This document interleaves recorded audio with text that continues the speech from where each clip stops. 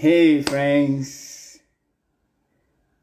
greetings, good morning, good afternoon, and good evening from wherever you are joining us from. Um, Ola Akinwe, founder of Boys Mentoring Advocacy Network. I want to gladly welcome you to the first in the editions of Being a Man, the exploring and the adventure of a man's journey from boyhood to manhood. And in this series, we've had 13 episodes. So in 2024, we're about to begin our the 14th episode this year. And I have a fantastic guest who will be coming on shortly as we dive deep into exploring his adventure from boyhood to manhood. As you know, the journey to manhood is not the easy one, but this is a platform where we have conversations about how a man navigates the journey of manhood. I want to bring on my guest, and he will be as soon as he jumps in. I'm Ola Akinwe, founder of Voice Mentoring Advocacy Network, an international organization that supports young boys and young men with the tools they need to navigate the journey from boyhood to manhood. Uh, this is a special conversation that I want you to enjoy. And as we wait for our guests to come on, I'm hoping that this conversation is going to be a sort of a great one that you're going to enjoy tonight. Drew, are you there? Yes. We're waiting for our guests. But to wait for him, I love to ask you, how are you doing over there? How's your day going? Drew is not able to join. What's going on? Oh my God. We are on this show for a super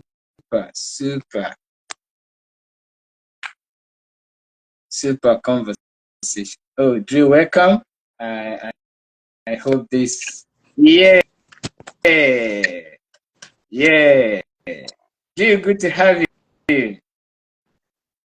I want to welcome my host, Drew Deraney, all the way from New York.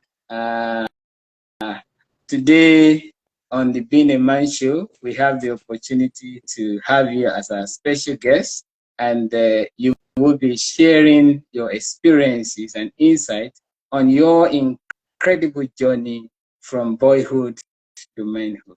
And please, audience, wherever you are joining us from today, please leave in the comment wherever you are joining us from. We'd like to appreciate you and welcome you for this conversation. Drew, welcome to the show. Being a Man, exploring the journey. Thanks for having me, Ola. Great to see you, my. Yeah. Nice. So how's it been? It's a pleasure to have you.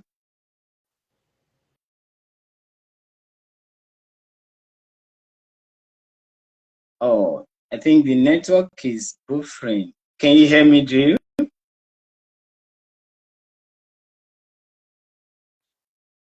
Hi. Drew, can you hear me?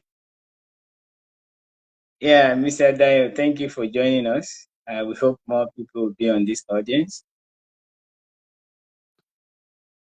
I guess your network is still buffering.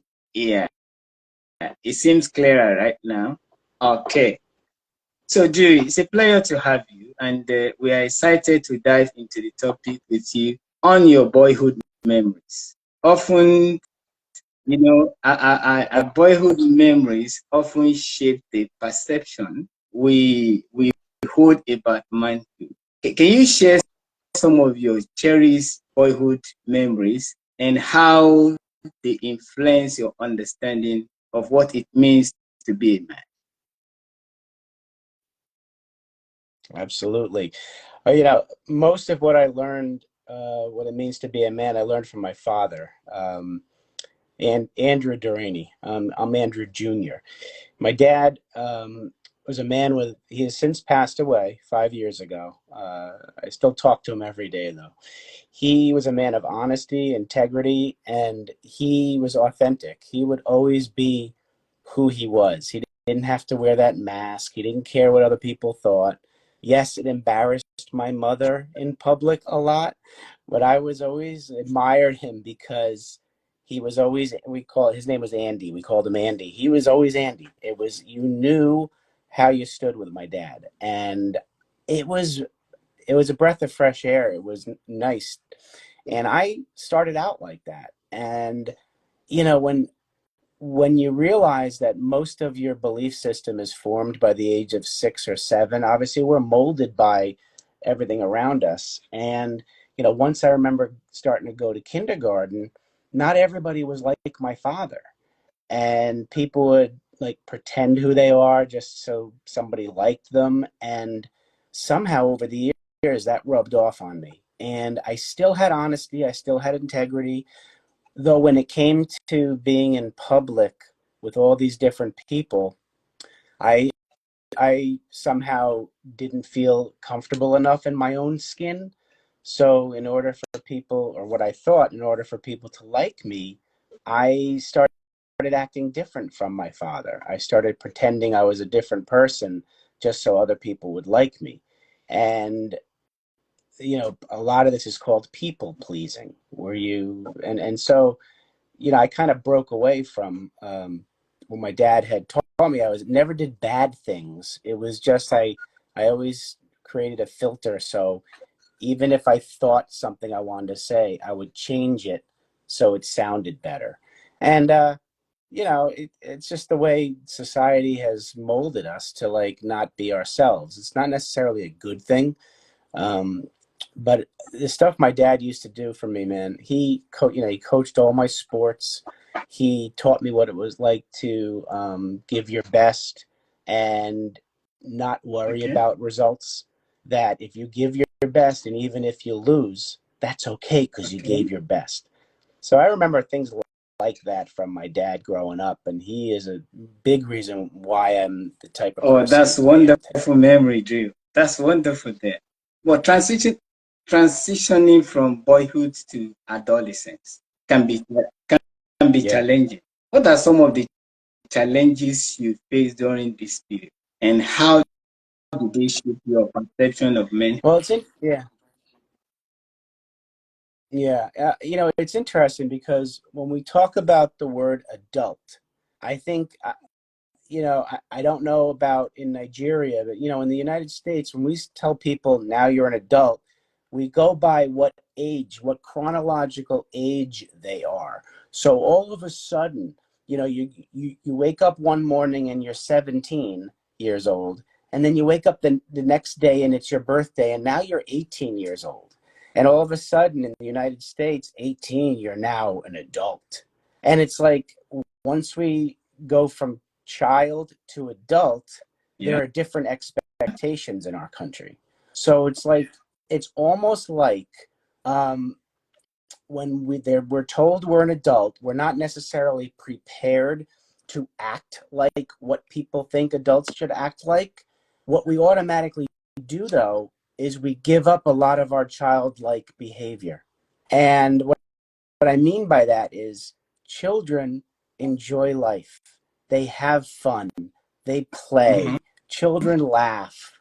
And for some reason, once we're told we're an adult, we think just because we've been trained this way, stop laughing, stop having fun, stop joking, and we turn into somebody who takes life too seriously and doesn't enjoy life, you know? And that is something now that I realize that if you or I, because I'm 55 now, if we could teach the younger generation that once we tell you you go from a child to an adult, don't lose the child Really? inside of you. The child inside of you is always there. stop saying no to that child. You can still laugh and have fun and do goofy things and still enjoy the things you enjoyed as a child just because we call you an adult. And I think that's the biggest message I want to give people is you don't have to change as a person just because you go from 17 to 18 years old and somebody says, now you're not a child, now you're an adult, you know? Oh, that's good. That's good to hear, Andre. I wanted to get that aspect of your adolescence transition years. Were there certain troubles you got into? What got you into such troubles, and how did you navigate such troubles? Sure. Well, it was interesting because my mother and father, like most mothers and fathers, they, your parents for the first time, and no one ever told you how to be a parent. So everything you do is new when you have a child. And I was the oldest of three. I had two younger sisters, so I was the oldest. So I always like to joke that my parents practiced on me. It's like you practice with the older and then you learn, and then it like life is Yeah, easier for the second and third yeah. children, especially the youngest. I always tease my younger sister that life was easier for you because I had to take all the hits. and and so my parents would protect me. So if I wanted to do something, yeah, I would try to sneak out or go.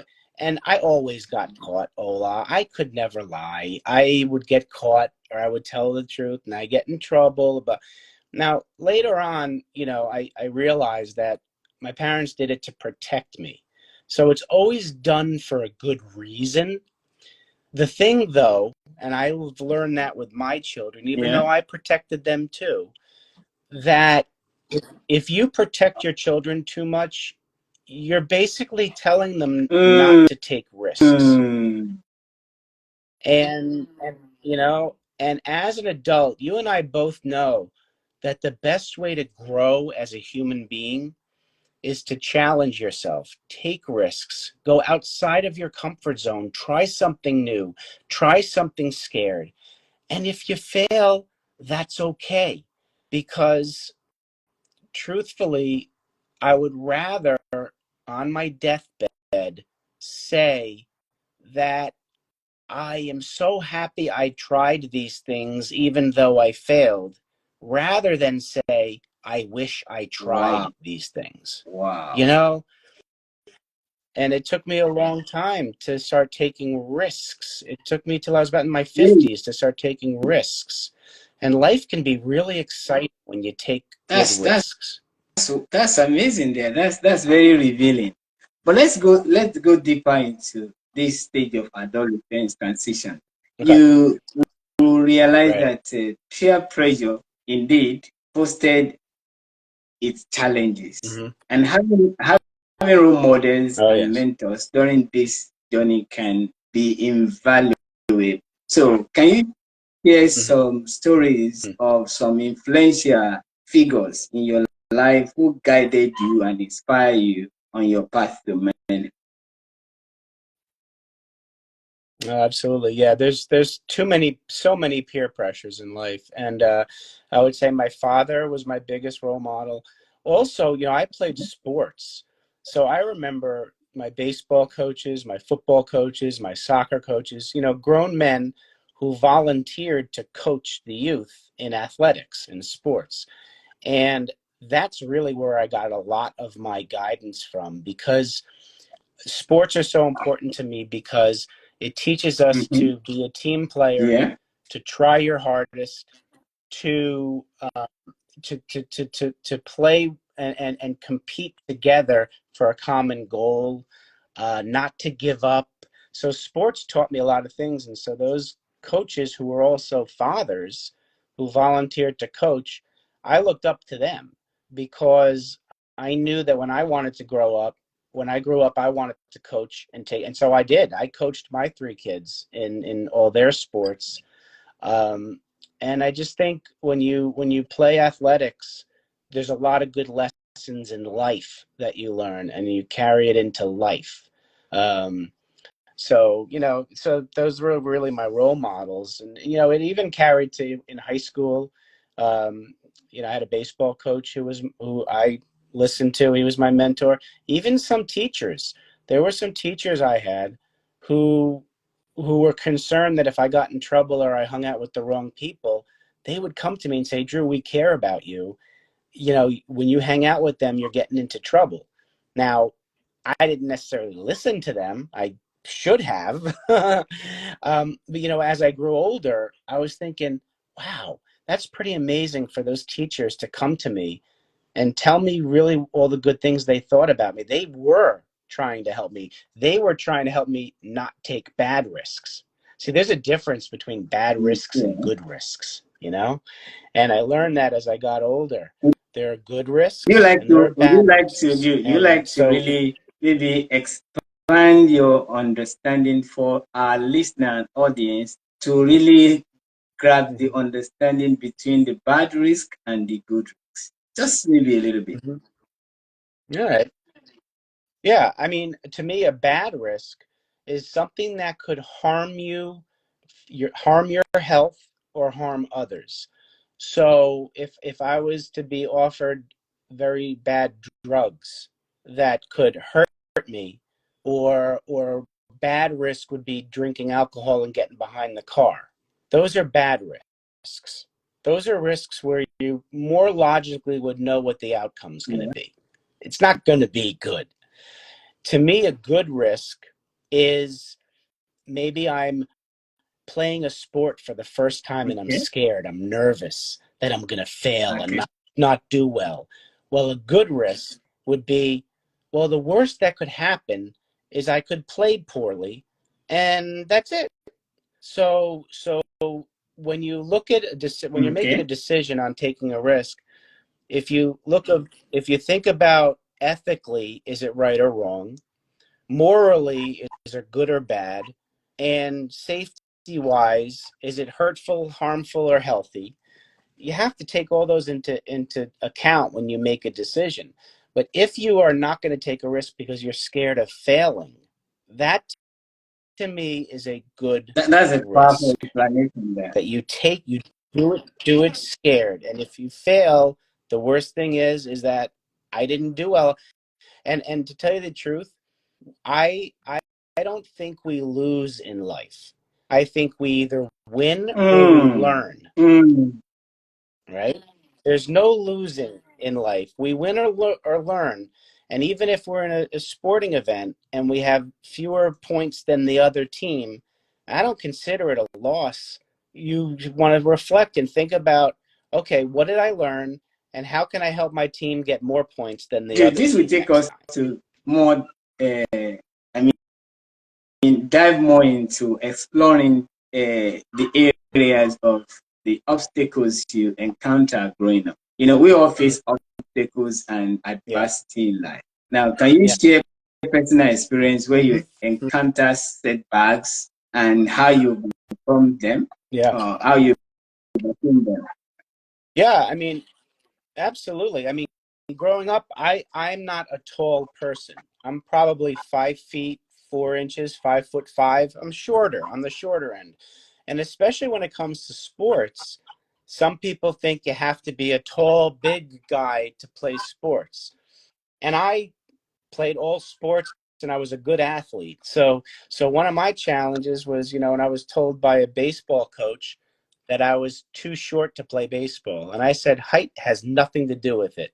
It has to do with your ability and your desire. And I made the team. I proved them wrong and I made the team. So for me, sometimes the way you look physically can be a challenge.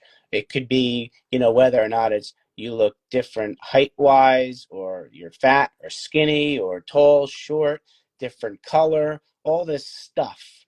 And it doesn't matter. We're all human beings. So, in my mind, those types of challenges shouldn't even be brought to the surface. But that was one challenge for me.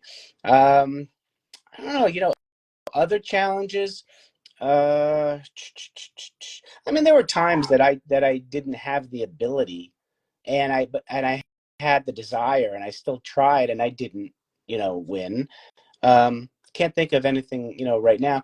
But other challenges were, even if you're growing up as a boy and you like a girl, and you tell her you like her and she says she's not Yeah, interested. I mean, yeah, that's a yeah. challenge for boys, and it's a challenge for boys, especially when you think about the human brain. Now, there's a part of our brain where we make decisions, and it's logic. It's the prefrontal cortex. It's right behind our forehead. And for girls, it develops a lot younger than it does for men.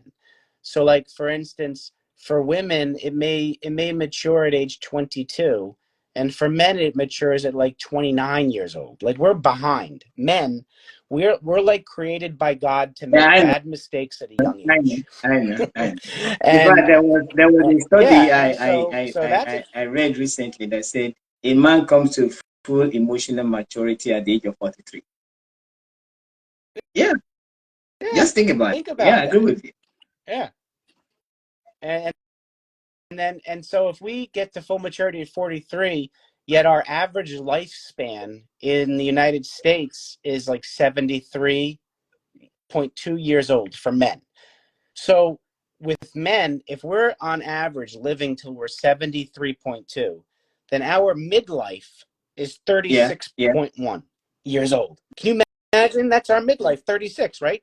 But if we don't mature until we're 45, that's like 9 years after we Yeah, already made yeah, midlife that we matured.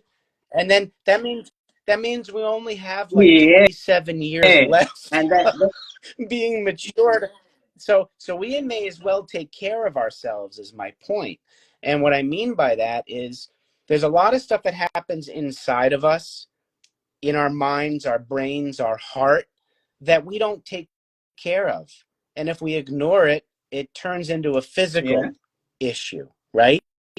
So am not, if I'm nervous about something, or I'm not feeling good in a relationship and I don't tell anybody, I don't talk about it, and I keep it inside, well, finally that stress is going to come out and I may end up with some sickness where I have to go to the hospital. Do yes, you know what I do. mean? I So we got to do, start I taking do. care I of know we ourselves. have a little less than 8 minutes of your time as agreed, and there's still so much to Yep. touch that we have not really Yep. explored. But I quickly want to go into the area of self reflection and introspection. How did Yeah. introspection and self improvement play a role in your growth as a man? I love that question. There are many things that happened in my life that were opportunities to have more self-awareness, and I didn't notice it. It took me until I was 50 years old.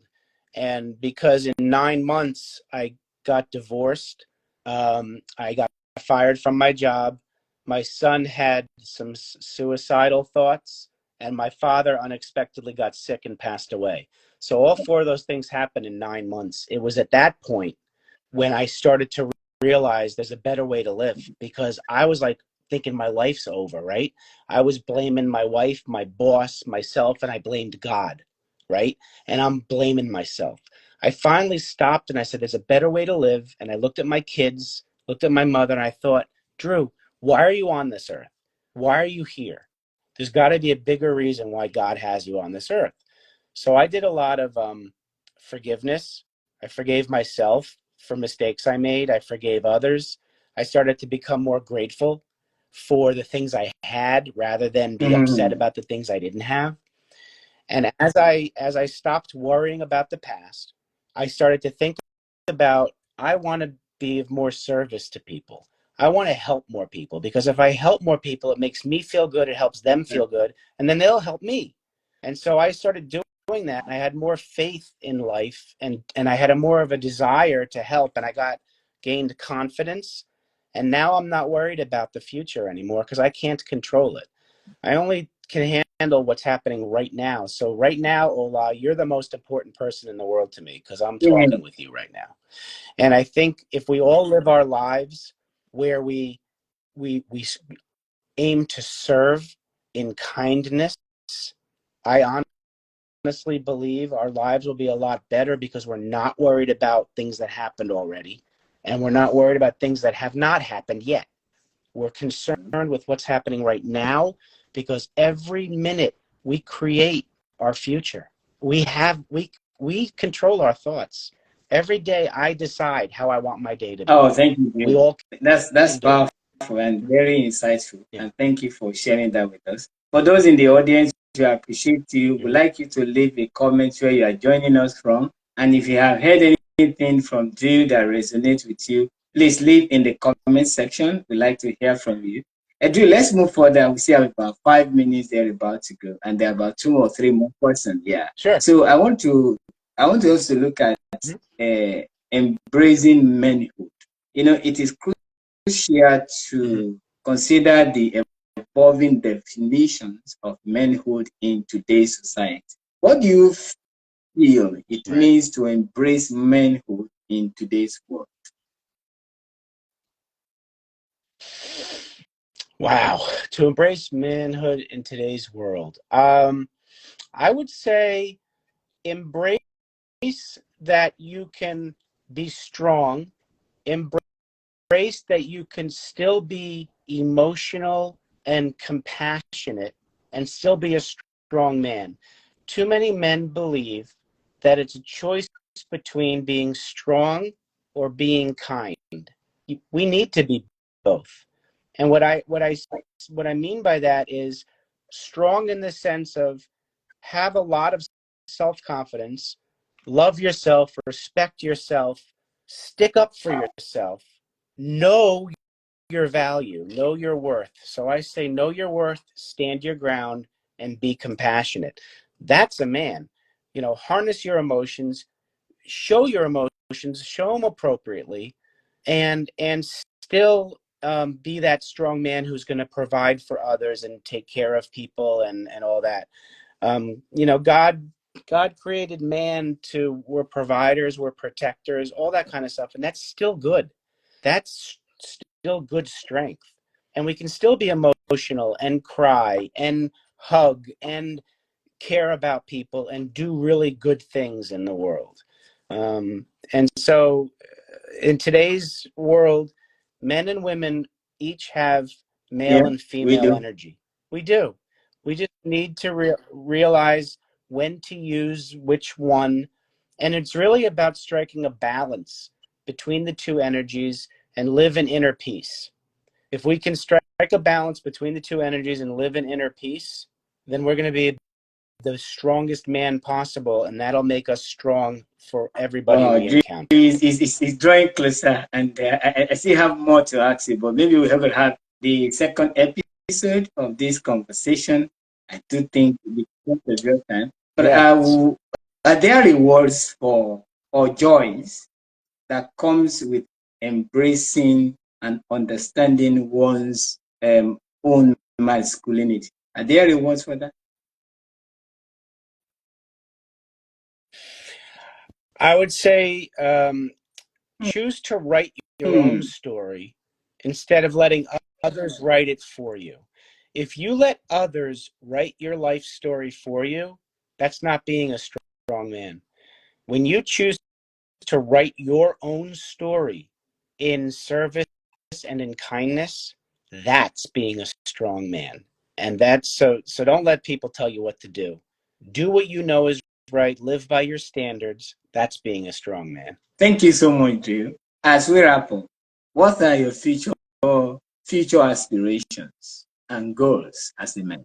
And how do you plan As, how do as a you man, I want plan passing on the lessons you've learned to future generations? There are two questions in one. to absolutely, yeah. Well, my what I want people to remember me by, I want to be able to impact 1 million lives in the next 10 years.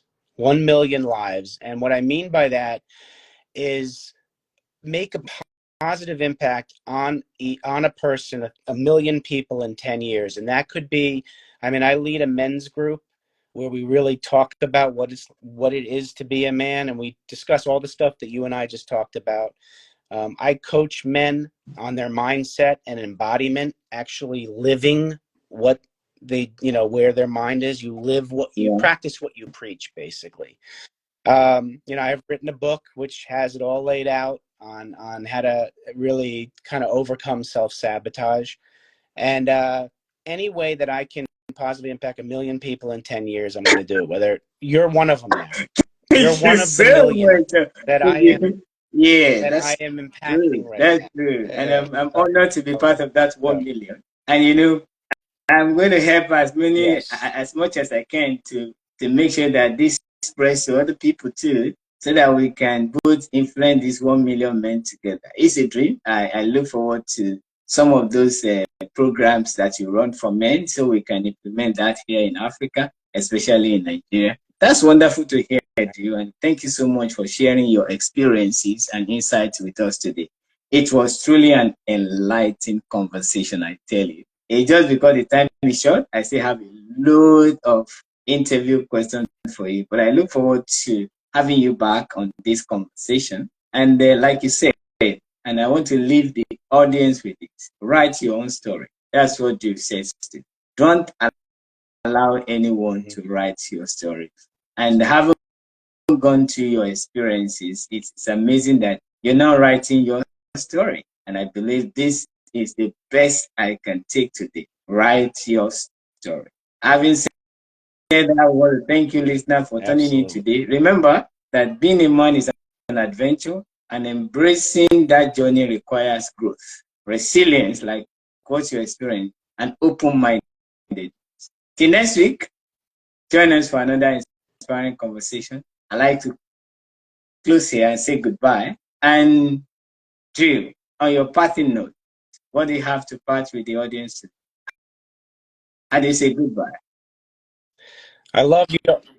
Yeah, I love you all. Have a great, wonderful day, and keep on looking out for yourself, because no one else is going to. You got to look out for yourself.